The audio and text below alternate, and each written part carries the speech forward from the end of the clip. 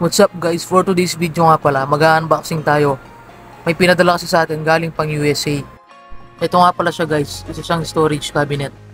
Hindi joke lang, binigay nga pala ito ni Tita Lisel. Para daw meron tayong lagayan ng sapatos. Ayun, maraming salamat po Tita Lisel.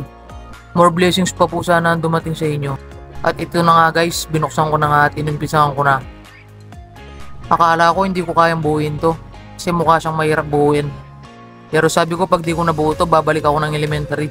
Sabi nga ng mga Kapampangan, hindi man mamang nasin. At ito nga, binasa ko na yung manual. Tapos sinundan ko na yung step by step.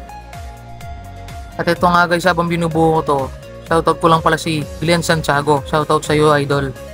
Salamat sa suporta, ingat ka palagi dyan, God bless. At ito na nga guys, habang ginagawa ko to, pinagpapawisan na ako kahit naka-aircon. Ikaw ba naman, nasa bahay ka lang, magpo-polo shirt ka. At ito na nga guys, tumayo na ako dyan kasi namanid na yung pa ako. Saka sumagit na din yung likod ko. At sa mga oras na to guys, nakukuha ko na yung teknik. Hindi ko na rin pala tinitignan yung guide dyan. Hindi, wow. Ayan, binibilisan ko na nga dyan kasi nagugutom na ako. Yung kakakain mo lang, tapos gumawa ka lang ng aparadol, nagutom ka na naman. Ayun, meron pa pala siyang pinto guys. Nakalimutan ko ang ilagay kaya yan, sinunod ko na. At dito nga pala guys, nakalimutan ko, nagsasayang pala ako. Tingnan ko muna.